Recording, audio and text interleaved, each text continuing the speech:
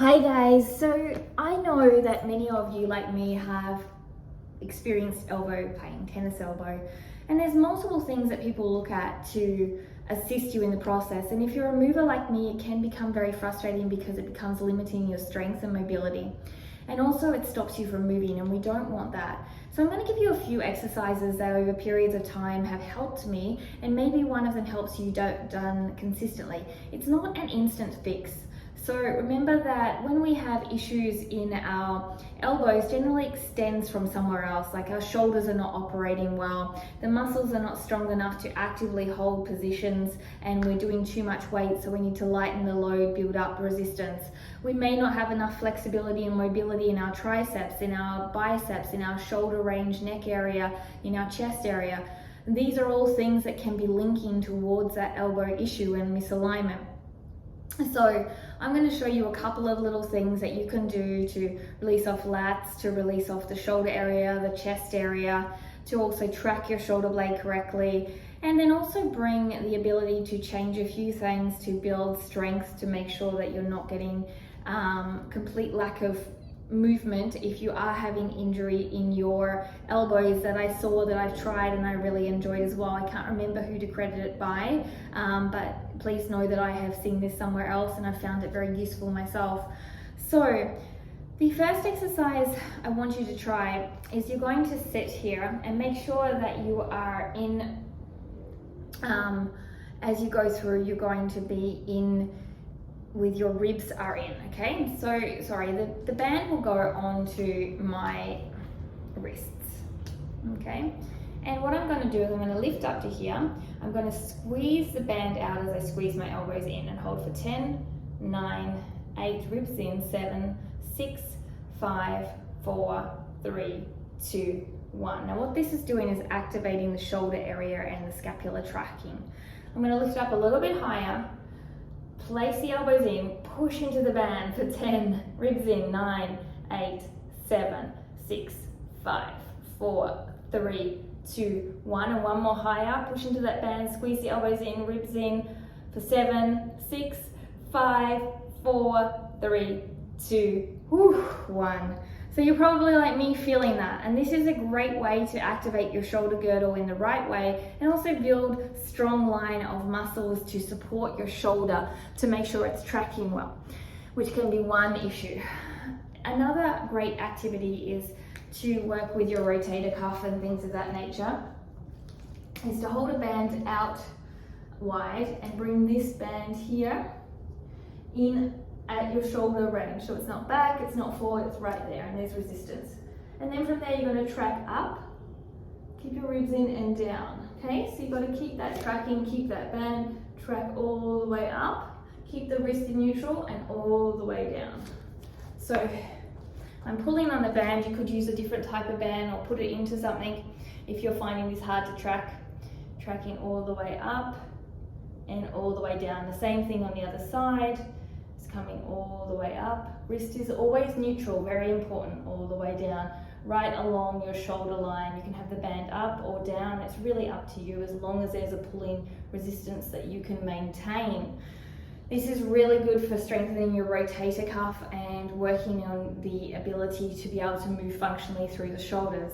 Now another one to strengthen the rotator cuff, activate it at least, and also to release off the lats, is to place this peanut underneath your shoulder area and find a spot that makes you go ooh la la, but not too much ooh la la.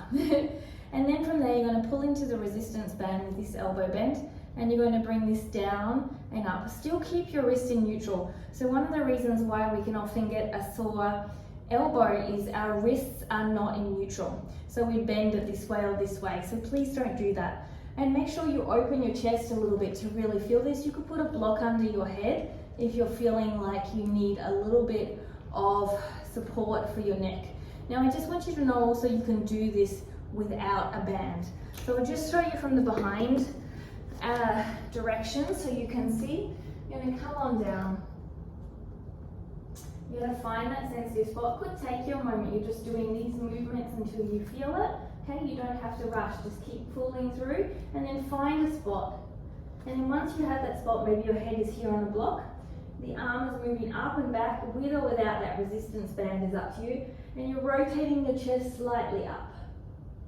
Okay, and then you might move to a different spot, wherever you're finding that sensitive, and you're going up and back. Okay, and you're doing around 10 repetitions through there, releasing off the lat and also underneath the shoulder blade, but also activation with the muscular work when you are doing the rotation, even if it doesn't go so far. Now remember to keep those wrists in a neutral line. Sometimes dropping your wrists or impinging them up can actually cause tension and not to use the correct muscles to go around.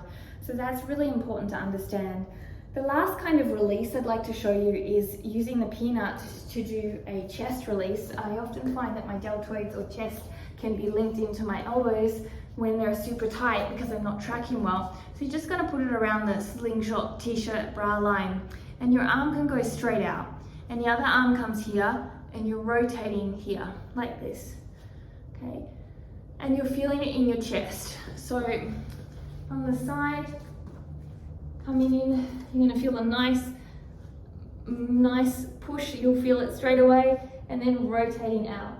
An option here to drive the elbow into a bent position and to also move it up and to also move it down. Okay, so the leg movement that you're doing, just so you can see, my chest is basically staying on the floor here, and my leg movement is this rotational movement. No matter where I am, if I don't reach so far, that's okay. The movement is this aim with the chest staying low, okay, and on the peanut. So they're the movements I like to do. And the last one is a strengthener. So if you're struggling again with the elbow and you're struggling to do your push-ups and your chest press and a lot of movements that require your elbow, usually it's called tennis elbow injury, but most people don't get it from tennis, then one of the things to note is to use a lighter weight. Do the ranges of motion that you're doing, but turn the weight slightly up rather than pouring the weight down. This is going to help a little bit to take the pressure off as you build strength by using a lighter weight and also the direction in which you hold your hand. Another option is to use a kettlebell and to work with extended arms, using your hip base to drive the movement, and then the arms come up. And this will help you to strengthen the arm line, which will help support the wrist, making sure your wrist is in neutral position, which will support the elbow. Now, also that being said, you can then go to one arm and you can go to a seated kind of version where you're pulling it behind you. So I'll show you that as we go through it. I'll show you two arms and a single arm, just so you can get an idea. So the hips are supporting it by going back. So you're going to place your legs around hip width or so. The bell is reasonably above the knee, but this is depending on the length of your arms. Okay, so keep it tight. And you're going to push your hips back, weights in the heels, big toe, little toe, and then drive your hips forward and the bell comes up. Keep your wrists neutral, and you'll feel it through your glutes and your core, and then you'll feel your arms come up and your arms working to maintain that straight arm. If you're then strong enough, you can do exactly the same with one hand, making sure the wrist is neutral, so none of this, and then picking it up and swinging the bell in one hand.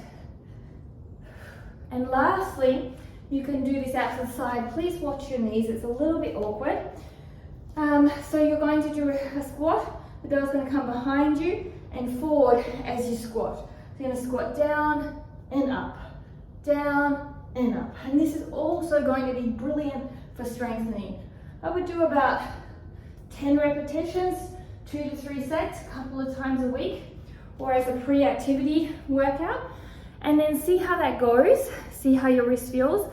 A few people have reported within 10 days or so, the elbow area is feeling completely capable again, and the pain has lessened to the point where they don't notice it. So please have a go, see how you feel, comment below, tell me which exercises worked for you. And remember, you've got to do the work to get the results. There's no magic cure, but there's plenty of things for you to try. So don't forget to ring that bell and subscribe to see new tutorials. Write in the comments below if you're looking for something in particular. Look forward to speaking with you and seeing you soon. My link is in the bio to train with me, to read my book, and so on. Namaste. Thanks for all your support. You guys rock. Keep being awesome.